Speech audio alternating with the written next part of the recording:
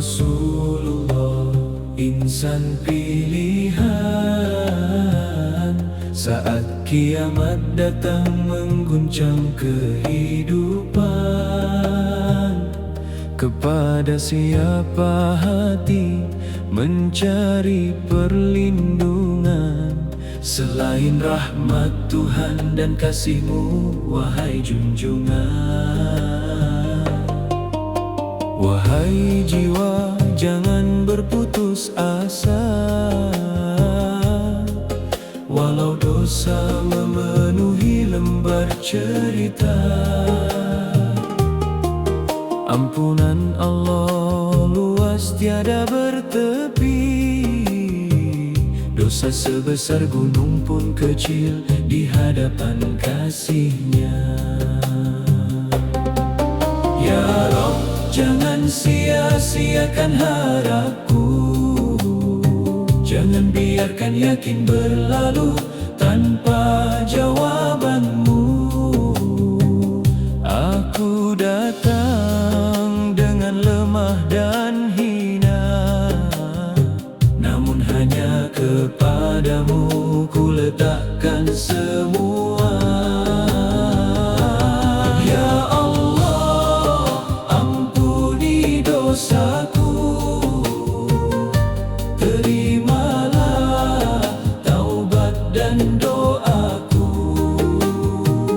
Bila langkahku jauh darimu, tariklah hatiku kembali kepadamu. Ya Allah, limpahkan rahmat-Mu atas Nabi tercinta Muhammad, kekasih-Mu.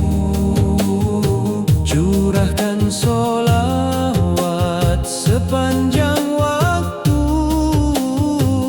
dan dekatkan kami pada kasih-Mu.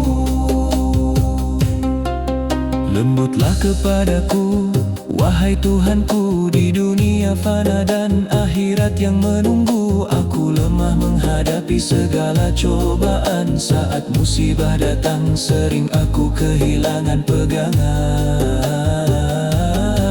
Kemana lagi aku akan pergi jika bukan ke pintu-Mu yang suci? Tiada pelindung selain Engkau, tiada harapan selain rahmat-Mu.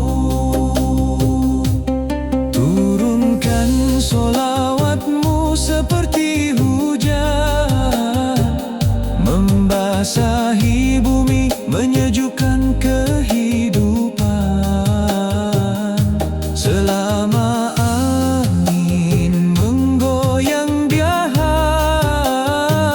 selama perjalanan masih ditemani lantunan. Allahumma sholli ala Sayyidina Muhammad wa ala ali Sayyidina Muhammad.